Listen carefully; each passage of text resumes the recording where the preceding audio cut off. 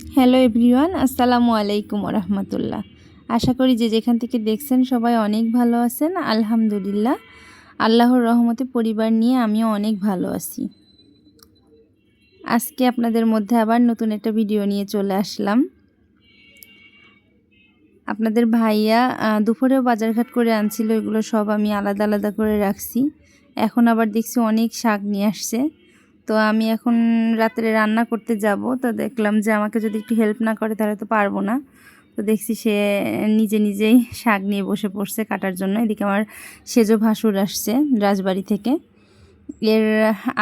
অনেক আগের একটা ভিডিওতে আমি আমার সেজো ভাসুর এর কথা বলছিলাম যে আমার ভাসুর হচ্ছে হঠাৎ করে স্ট্রোক করার আগে কিন্তু এদের ফ্যামিলির মধ্যে সবথেকে শক্তিশালী ভাইয়া ছিল।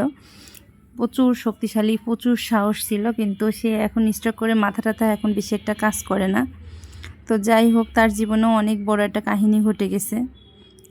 হচ্ছে মেয়ে মানুষের মন বোঝা আসলেই বড় দায়। মেয়ে মানুষ অনেক, আমিও মেয়ে, কিন্তু তারপরেও কিছু কিছু মহিলারা অনেক ছলনাময়ী হয়।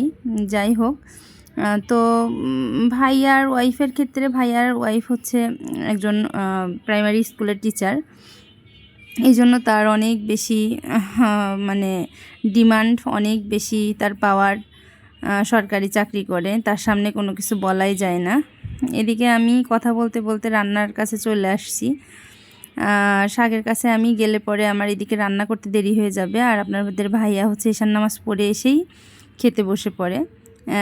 ও হচ্ছে সব সময়কার খাবারই খুবই নিয়ম মতো খায়, টাইম মতো। সকালের খাবার 8টার মধ্যে, দুপুরের খাবার আবার ফের একদম 1টা থেকে 1:30টার মধ্যে, আবার সন্ধ্যার সময় নাস্তা, তারপরে আবার রাত্রের খাবার ঈশান নামাজ পড়ে এসেই বসে পড়ে।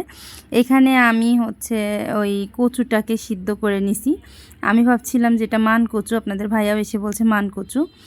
তো মান কচু মনে করে আমি কাটার পরে দেখি যে এটা শুলা কচু। পরে প্রেসার কুকারে সিদ্ধ করে নিয়ে ব্লেন্ড করে নিয়েছি। শুলা কচুটা একটু ঘস করে। এদিকে আমার কড়াইয়ে হচ্ছে মুরগিটাকে কষাই নিয়ে, তারপরে আমার এটা যেহেতু লাল মুরগি, আমার কড়াই রান্না করলে বেশি ভালো লাগতো, কিন্তু আমার হাতে বেশি সময় নেই। এখনই নামাজে চলে যাবে, নামাজ থেকে পড়লে আমার খাবার দিতে হবে, এই কারণের জন্য প্রেসার কুকারে দিয়ে দেব।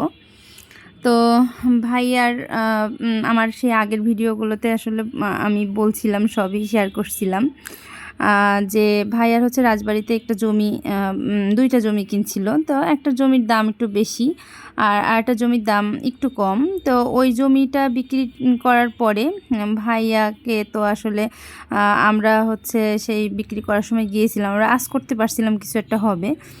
বিক্রি করার পরে ভাইয়ার মাথায় তো কাজ করে না, যখন যে যা বোঝায় তখন সে তাই ক্যাশ করে।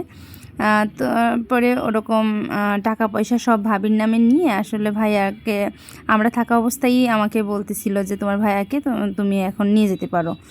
তোমার ভাইয়ার হচ্ছে বিছনায় মাঝে মধ্যে হচ্ছে সমস্যা করে ফেলে, তারপরে আর অনেক ঝামেলা, তার একটা স্ট্রোক করা রুগীর পিছনে তো কম ঝামেলা না। তা আমি চিন্তা করলাম যে হায় রে মানুষ, আপনাদের ভাইয়া করোনা হয়েছিল, করোনা হয়ে এমন খারাপ অবস্থা হয়ে গেছিলো, আমার কোনো দিনও মাথার মধ্যে আসেনি যে আমার তখন আমরা যে ফ্ল্যাটে এখন থাকি সেই ফ্ল্যাটটা রেজিস্ট্রি করা হয়েছিল না।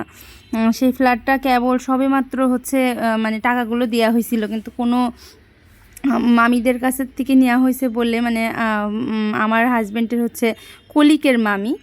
তো যাই হোক, তাদের কাছ থেকে নেওয়া হয়েছে বলে তাদের কাছে কোনো প্রকারের কোনো ডকুমেন্টও করা হয়েছিল না।